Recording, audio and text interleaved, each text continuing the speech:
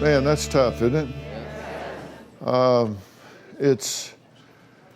It's always hard. You hear me say I'll never tell a parent I know how they feel when they've lost a child. You just don't know till you've been there, right?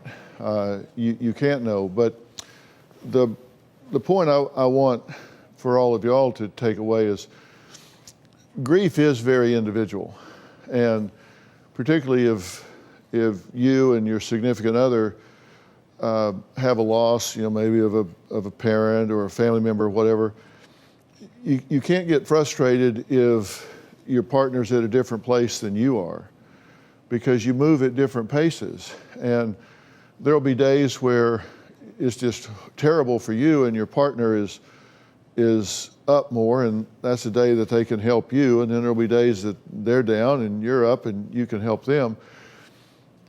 But even though it's very individualized, this was a perfect example, I hope you see, where grief does become abnormal.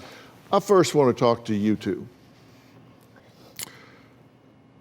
You two have been pushed into roles that have caused you to deal with adult issues way too early in your lives. I mean, that's one of the, I started out today talking about the fallout from what happens when a tragedy like this occurs. It's not just those that are lost on that day.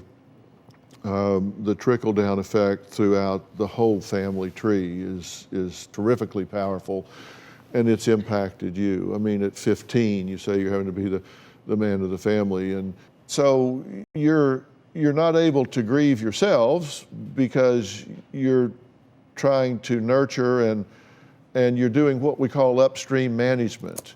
You're parenting the parent and trying to get her through this, and so you guys have created a new normal with new rules that aren't healthy for you and they're not healthy for her. But there comes a time where you do need to tend to your own needs, because if you don't, you can't be there to take care of your mother. You have to take care of yourself so you can take care of others.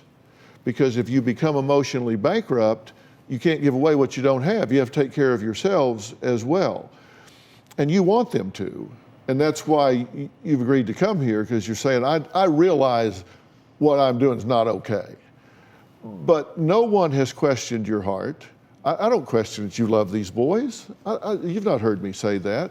I've questioned that you're not being appropriate with them and you're not being appropriate with yourself. And you said it very well. I said, who are you mad at? It didn't take you a millisecond to answer. You said, I'm mad at God.